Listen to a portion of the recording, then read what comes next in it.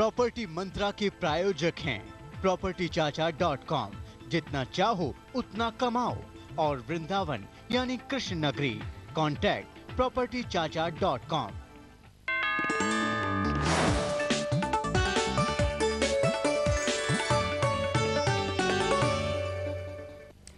नमस्कार, आप देख रहे हैं प्रॉपर्टी मंत्रा और मैं हूं सगुना। दिल्ली और एनसीआर में ऊंची इमारतों को लॉन्च करने की होड़ लगी हुई है।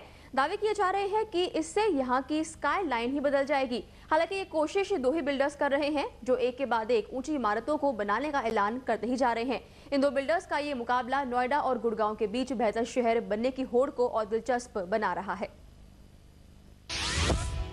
2010 उत्तर भारत की सबसे ऊंची इमारत नॉर्थ आई का ऐलान। इसके बाद तो जैसे दिल्ली एनसीआर में दो डेवलपर्स के बीच ऊंची इमारतों को बनाने की होड़ सी ही लग गई है। मुकाबला वैसे भी गुड़गांव और नोएडा के बीच है, यानी दिल्ली एनसीआर के दो शहर जो एक दूसरे से आगे निकलने की होड़ में लगे हैं। नॉर्थ आई का ऐलान किया सुपरटेक ने, जो नोएडा में उस वक्त बनाई जाने वाली सबसे ऊंची इमारत थी।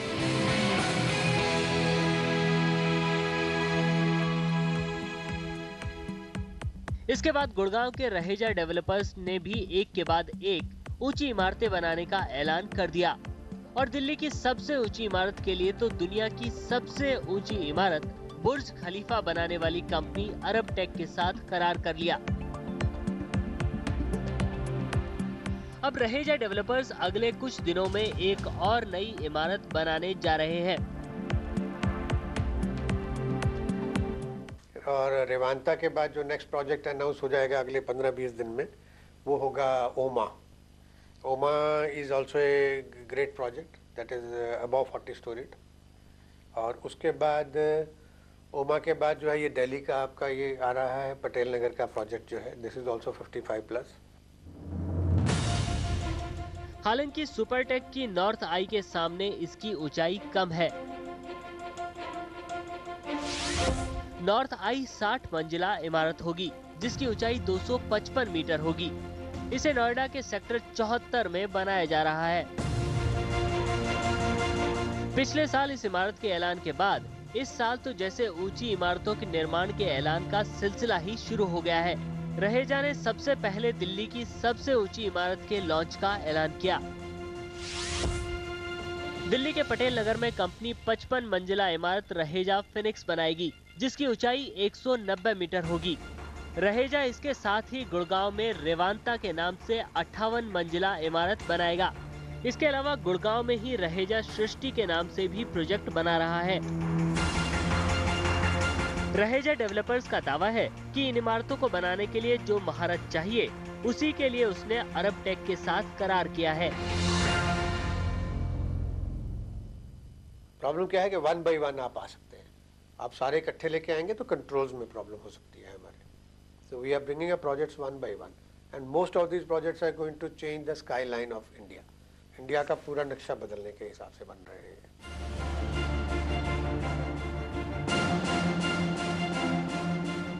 जाहिर है ऊंची इमारतों का एक ख्वाब साकार होने में देर नहीं लगेगी, लेकिन अगर ये वाकई दो बिल्डर्स के बीच मुकाबला है तो सुपरटेक देश की मिक्स्ड यूज की सबसे ऊंची इमारत सुपरनोवा लॉन्च करने का ऐलान कर चुका है।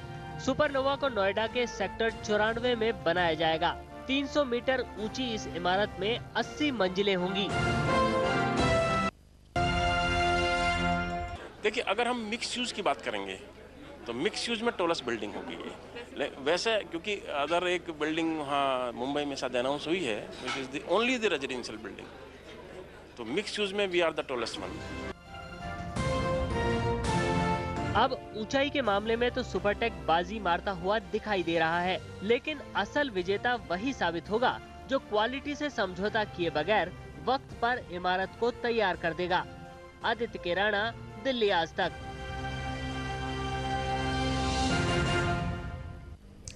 तो इस रिपोर्ट को देखने के बाद आपको अंदाजा तो लग ही गया होगा कि हाई राइज बिल्डिंग्स दिखने में कैसी होंगी, कितनी ऊंची होंगी और इनमें रहने की क्या सुविधाएं आपको मिल पाएंगी। पर सवाल ये है कि क्या वाकई इसको लोग अफोर्ड कर सकते हैं और साथ ही में इनके बनने से नोएडा और गुड़गांव की जो प्रॉपर्टी बाजार है उस पर कितना कुछ असर पड़ेगा।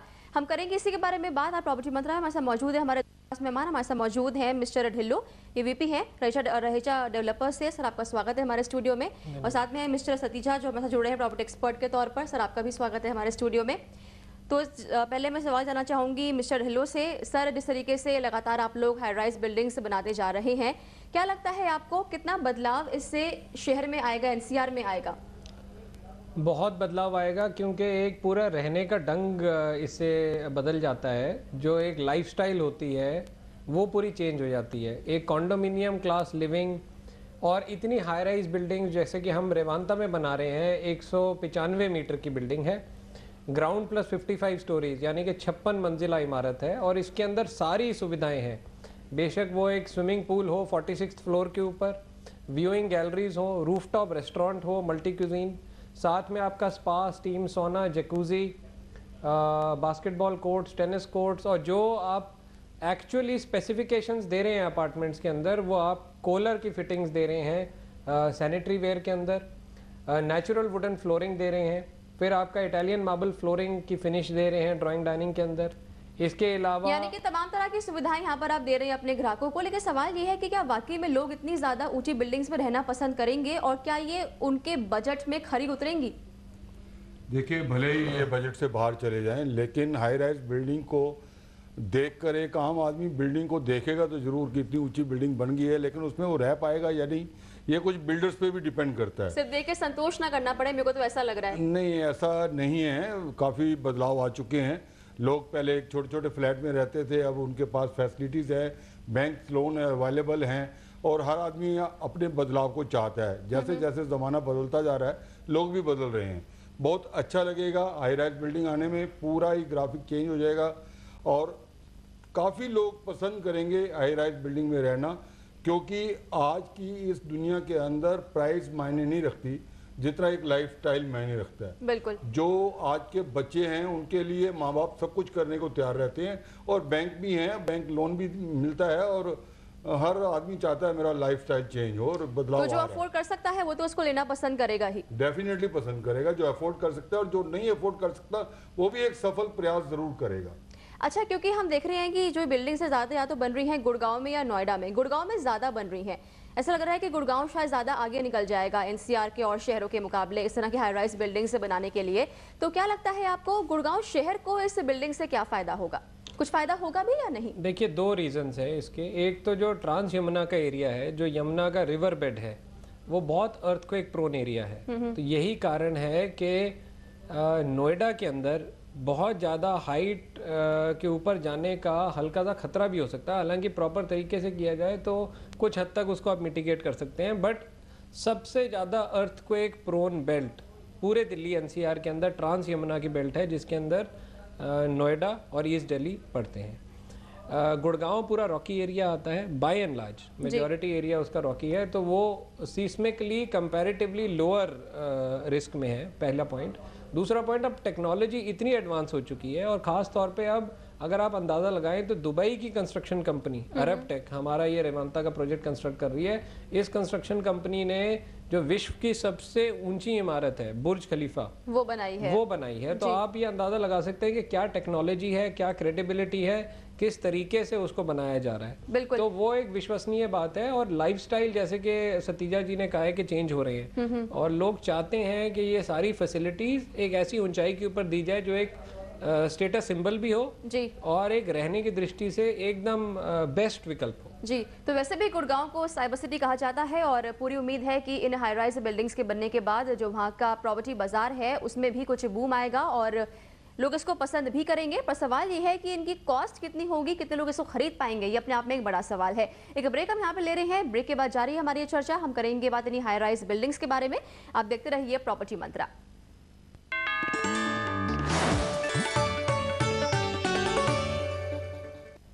ब्रेक के बाद आप सभी का स्वागत है प्रॉपर्टी मंत्रा में। आज हम कर रहे हैं बात हाई राइज बिल्डिंग्स के बारे में जो कि बनाई जा रही हैं खासतौर पर नोएडा और गुड़गांव में। मामला केवल ऊंचाई का नहीं है बल्कि तकनीक और वक्त पर पोजीशन देने का भी है। अरबटेक के सीईओ भी यही दावा कर रहे हैं कि तमाम मुश्किलों और चुनौतियों के बावजूद वो दिल्ली एनसीआर की स्काईलाइन बदलने में अहम रोल अदा करने जा रहे हैं। We believe we can find the skilled labor within the country for two reasons. First of all, a lot of ex-Arabtech labor and staff has left the UAE and is now in India. Excuse me. We enjoy a very good relationship with all our staff and labor, even the people that have left us, and they are very keen to rejoin us. Second of all, India inherently has good staff, good labor. And if they're managed in the right direction, we are sure they will be the right caliber to deliver this project. India for us is a very important market, and our plans are to be here for a long time. We want to establish ourselves as one of the leaders in the construction industry for the long-term expansion that the Indian market is going to go through. We want to be known in the future as a company that helped in the development of India, because we believe India has a large and very prosperous future, and we're hoping to be here for a long term. If there are more joint ventures, it would have to be for a strategic reason. That partner that we would joint venture with would have to bring something to the table. At the present point in time, between Raheja and ourselves, we feel we have a very strong joint venture. We can actually execute a number of projects all over India, and we do not feel at the present point in time there's any need to bring another party to the table. But there may be in the future reasons why specific projects require specific specialist partners to come on board that offer some advantage to securing those projects or executing those projects. But in the foreseeable future, we do not see any need for that. At the present point in time, our joint venture with Raheja is not only for Delhi and NCR, it is for all of India. All our operations in India will be carried out by Arabtech Construction India, which will be in joint venture with Raheja. We are already talking to people about 65, 70, even 80-story buildings within the Indian market. They're already in designs.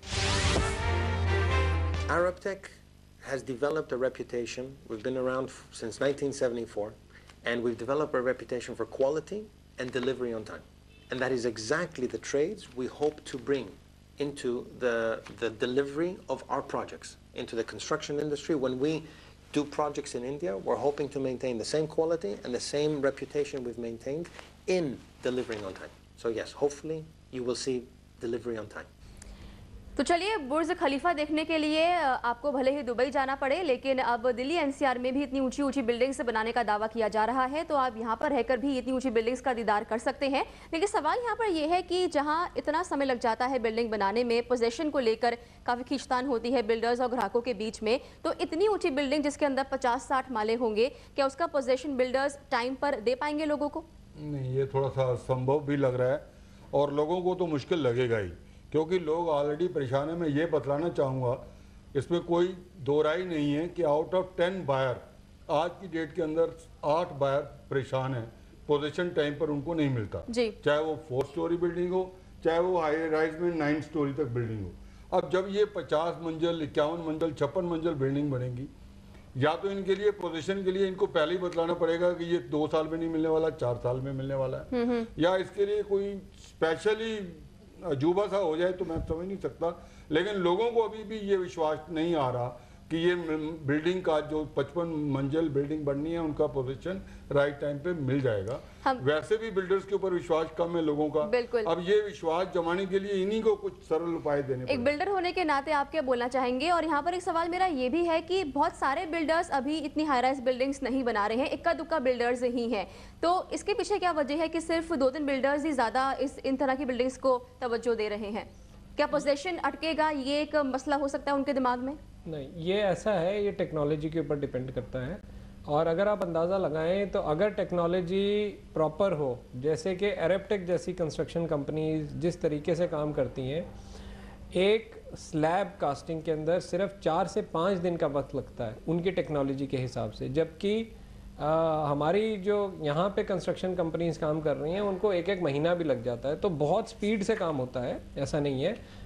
विश्व के अंदर बहुत अलग अलग किस्म की technologies हैं construction की, तो अगर सही टेक्नोलॉजी और बेस्ट टेक्नोलॉजी का इस्तेमाल किया जाए और बिल्डर की फंडिंग के अंदर कोई प्रॉब्लम ना हो, तो ये कंस्ट्रक्शन आराम से 56 मंजिला इमारत 4 साल के अंदर खड़ी होके फिनिश होके उसका पोजेशन दिया जा सकता है। जी, यानी कि आप अश्योर कर रहे हैं यहाँ पे ग्राहकों को कि पोजेशन का जो समय दिया जाएगा उतने टाइम में पोजेशन मिल जाएगा। तकनीक की यहाँ पर आपने बात करी, तो जाहिर है कि तकनीक अगर ज़्यादा ऊंची होगी तो उसके लिए दाम भी बिल्डर को ज़्यादा पे करने पड़ेंगे, तो क्या वो दाम फिर ग्राहकों से ही वसूले जाएंगे? मतलब यह पूछने का कि कितने कॉस्ट इफेक्टिव होंगे ये फ्लैट्स, अफोर्डेबल तो नहीं होने वाले हैं। तो जो एक हम बात करते हैं अपर मिडिल क्लास या फिर बिल्कुल पॉश क्लास की, क्या वही इनको खरीद पाएंगे या फिर एक जो एक लो तबका है लोगों का वो भी इनमें अपना आशियाना बसा पाएगा? सच्चाई की बात तो ये है कि लो तबका इनमें आशियाना नहीं बसा पाएगा, ये सच्चाई है, क्योंकि कॉस्ट ऑफ कंस्ट्रक्शन ज़्यादा आती है। कॉस्ट ऑफ कंस्ट्रक्शन इतनी बड़ी ऊंची इमारत बनाने के अंदर ज़्यादा आती है, लेकिन साथ के साथ रिहाइश की दृष्टि से जो लोग इसको अफोर्ड कर सकते हैं उसके लिए ये बहुत ही बड़ा सिंबल रहेगा। इनफैक्ट पूरा शहर इससे डिफाइन किया जाएगा। चलिए हम इसका जवाब ले लेते हैं सतीजा जी से। इस पे मैं एक सवाल करना चाहूँगा। देखिए FAR बढ़ गया, मंजिल बढ़ गई, लेकिन लैंड वही है और लैंड का प्राइस भी लगभग वही है जिस प्राइस पे बाकी लैंड मिल रही है। तो कंस्ट्रक्शन कॉस्ट मामूली सी बढ़ेगी जिसके लिए FAR आपको फ्री में मिल रहा है, फिर इसकी प्राइस ज़्यादा क्यों है? आम आदमी मेरे ख्याल से फ्लैट नहीं ले पाएगा 56 मंजिल बिल्डिंग में, वो सिर्फ 56 मंजिल को बाहर देखकर ही अपने अरमान दबाता रहेगा। तो इसका क्या रीज़न है? कोई ऐसा समाधान, मतलब पहले तो इसका ही जवाब कि अगर FAR आपको फ्री मिल रहा है तो इतना ज़्यादा ऊंचे दाम क्यों रखे गए हैं? नहीं, ऊंचे दाम नहीं है बिल्कुल भी। अगर आप देखें तो मार्केट के हिसाब से बिल्कुल ठीक रेट इसके अंदर रखे गए हैं, और गोइंग वर्टिकल आज की डेट के अंदर हमारी पॉलिटिकल क्लास ने भी एक्सेप्ट किया। अगर आप देखें तो दिल्ली की मुख्यमंत्री साहिबा ने भी अभी इस बात का ऐलान किया है कि दिल्ली की आने वाले समय के अंदर जो हाउसिंग की शॉर्टेज है और स्पेस का इतना तगड़ा क्रंच आ रखा है, कहीं पे भी आप चले आइए आज की डेट में नोएडा में भी लैंड अवेलेबल नहीं है, गुड़गांव के अंदर लैंड खत्म हो गया है। सोल्यूशन आने वाले समय के लिए यही है कि ऊंची इमारतें बनानी पड़ेंगी। लेकिन साथ में आप ये भी कह रहे हैं कि जो एक लोअर तबका है वो शायद ऐसी बिल्डिंग्स में अपना आशियाना नहीं बना पाएगा। अगर स्पेसिफिकेशंस लो कर दी जाए, अगर नॉर्मल पत्थर लगाया जाए, कोई मॉड्यूलर किचन कर रहे हैं क्वालिटी के साथ, क्वालिटी कंस्ट्रक्शन की नहीं बट 4 दीवारों के अंदर जो आप सामान लगा के दे रहे हैं, चाहे वो मॉड्यूलर किचन हो, चाहे एयर कंडीशनिंग हो, बेस्ट सैनिटरी वेयर हो बाथरूम्स की, या बेस्ट फर्श बना के दे दें आप, वो सब चीजें आप अगर कम करेंगे तो आपका कॉस्ट ऑटोमेटिकली कम आ जाएगा। बाकी मार्जिनल फर्क तो कॉस्ट ऑफ कंस्ट्रक्शन में जरूर आता है। जितनी आप ऊंची इमारत बनाएंगे कॉस्ट बढ़ती है, बट हाँ 10% बढ़ती है। बाकी खर्चा होता है जो 4 दीवारों के अंदर सामान लगता है और जो हाई एंड क्लब्स देते हैं और बाकी फैसिलिटीज देते हैं। बिल्कुल, तो ये वाली बात तो साफ है कि ऐसी बिल्डिंग्स भले ही बनके तैयार हो रही हो, लेकिन इनको खरीदने के लिए आपको अपनी जेब भी काफी ज्यादा भारी करनी पड़ेगी, तभी आप इनमें रहना अफोर्ड कर पाएंगे। अभी एक ब्रेक के बाद जारी है हमारी ये चर्चा। देखते रहिए प्रॉपर्टी मंत्रा।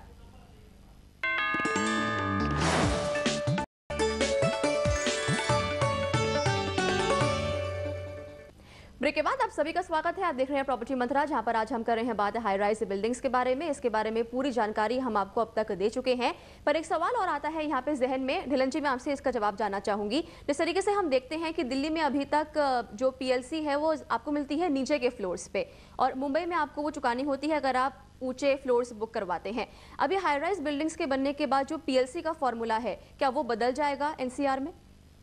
ऑलरेडी बदलना शुरू हो चुका है।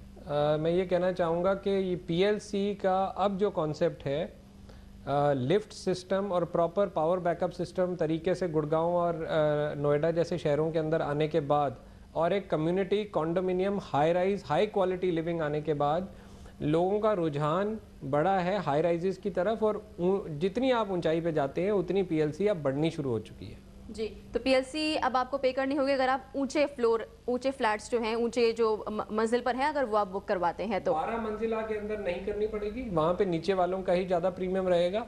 लेकिन अगर आप एक इतना बड़ा स्टेटस सिंबल बना रहे हैं वहाँ पे, जैसा कि हम गुड़गांव में बना रहे हैं और कई डेवलपर्स और जगहों पे बना रहे हैं, तो उसमें ऊंचाई की ज्यादा कीमत है। जी, जरा इस पे भी मुझे एक अपना विचार जरूर बतला दीजिएगा।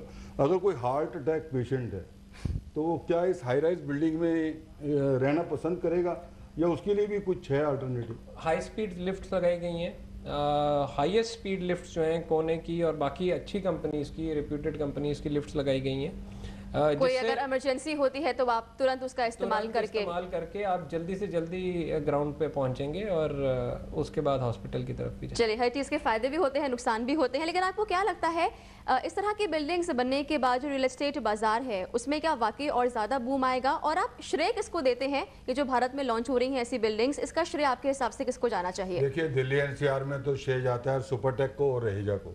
ये दो कंपनी है, दो ऑर्गेनाइजेशन है जिनमें होड़ भी लगी हुई है, इसमें कोई दो राय नहीं है। अगर वो सुपरटेक एक बिल्डिंग लाएगा तो ये 4 बिल्डिंग लाएंगे। टेक्नोलॉजी के हिसाब से इन्होंने जो करारनामा किया है वो भी एक हाई रैंकिंग में किया है। प्राइसेस भले ही ज़्यादा हैं, लोग आज बदलाव को पसंद कर रहे हैं। दिल्ली एनसीआर के अंदर हर आदमी चाहता है मेरी लिविंग स्टाइल बदले, वो बदलता चला जा रहा है क्योंकि उसके पास फैसिलिटीज़ हैं, फंडिंग है, सब कुछ है। इसलिए मैं समझता हूँ कि हाई राइज बिल्डिंग आने से पूरा दिल्ली एनसीआर का जो चौकटा है वो पूरा बदल जाएगा। इसके साथ साथ बिल्डर्स भी ढेर सारा रुपया कमाएंगे। ये तभी कमा पाएंगे, इनकी रेपुटेशन तभी कायम रहेगी अगर एक बिल्डिंग का पोजीशन इन्होंने विद इन टाइम दे दिया तो। लेकिन ऐसा तो नहीं कि इनकी देखम देख सभी बिल्डर्स ऐसी बिल्डिंग्स बनाना शुरू कर दें और जो लोअर तबका है या जो मीडियम क्लास लोग हैं उनके लिए अफोर्डेबल हाउसिंग बचे ही ना दिल्ली एनसीआर में। नहीं, ऐसा कुछ भी नहीं है। मैं यहाँ तक भी कहना चाहूँगा हाई राइज बिल्डिंग के लिए बिल्डर्स की भी वही क्वालिटी क्रेडिबिलिटी होना बहुत जरूरी है जो है आज जो बना रहे हैं। लेकिन ये भी कामयाबी पे तब जाएंगे अगर लोगों को पोजीशन टाइम पर मिला, स्पेसिफिकेशंस में कोई समझौता ना हुआ तो। अगर पैसे ही सिर्फ ज्यादा ले लिए और उसके बाद वही रोना धोना रहा, कब्जा मिल नहीं रहा, लोग परेशान होंगे, कंज्यूमर फोरम में जाएंगे तो ये भी पिट जाएगा, कोई फायदा नहीं। तो उम्मीद करते हैं कि जो आपके साथ बैठे हैं वो इस चीज से जरूर सबक लेंगे और प्रदर्शन टाइम पर देंगे। आप दोनों का शुक्रिया चर्चा में शामिल होने के लिए। तो प्रॉपर्टी मंत्रा में आज के लिए फिलहाल बस इतना ही। अगर आपके पास प्रॉपर्टी से जुड़ा कोई भी सवाल है, सुझाव या शिकायत है तो आप हमें ईमेल कर सकते हैं या फोन भी कर सकते हैं। हमारा ईमेल आईडी है askme@propertychacha.com और हमारा फोन नंबर है 9871372372। अगले हफ्ते हम फिर से हाजिर होंगे आपके फायदे की ऐसी तमाम खबरों के साथ। तब तक आप देखिए दिल्ली आज तक और हमसे मिलिएगा इसी वक्त अगले हफ्ते।